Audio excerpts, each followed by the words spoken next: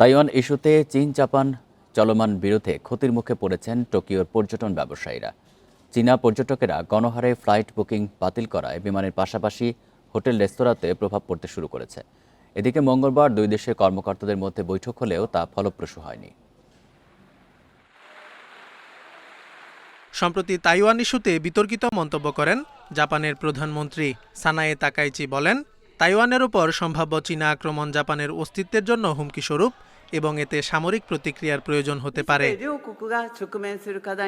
তাকাইচির এমন মন্তব্যের পর চীন জাপান উত্তেজনা বাড়ে। গত সপ্তাহে চীনা নাগরিকদের জাপান ভ্রমণের ক্ষেত্রে সতর্ক করে বেইজিং। প্রতিক্রিয়ায় চীনে অবস্থানরত জাপানি নাগরিকদের নিরাপত্তা সতর্কতা জারি করে টোকিও। দুদেশের এমন অবস্থানে বিপাকে পড়েছে টোকিওর পর্যটন ব্যবসায়ীরা। গণহারে ফ্লাইট বুকিং বাতিল করছেন যাত্রীরা। প্রতিদিনই অসংখ্য ফ্লাইট বাতিল হচ্ছে। যাত্রীরা ফোন করে জানাচ্ছে তারা জাপান ভ্রমণ বাতিলের সিদ্ধান্ত নিয়েছে।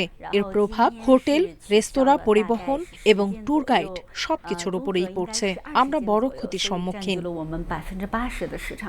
বেইজিং টোকিও উত্তেজনা বাড়তে থাকলে জাপানের পর্যটন খাতে ধস নামতে পারে। কারণ জাপানে ভ্রমণকারী পর্যটকদের মধ্যে চীনের নাগরিক সবচেয়ে বেশি, অর্থাৎ প্রায় 1/4।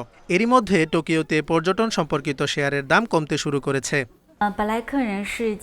চলমান সংকট 1 বা 2 মাস স্থায়ী হলে আমরা হয়তো তা সামলাতে পারব, কিন্তু যদি পরিস্থিতির অবনতি অব্যাহত থাকে তাহলে এটি অবশ্যই আমাদের ব্যবসায়িক কার্যক্রম এবং ব্যবস্থাপনার উপর বড় প্রভাব ফেলবে, এমনকি ব্যবসা বন্ধ পর্যন্ত হয়ে যেতে পারে। সংকট সমাধানে মঙ্গলবার বেইজিংয়ে চীন ও জাপানের ঊর্ধ্বতন কর্মকর্তাদের মধ্যে বৈঠক হয়েছে, তবে তা ফলপ্রসূ হয়নি। Zobayer Hussain, Independent news.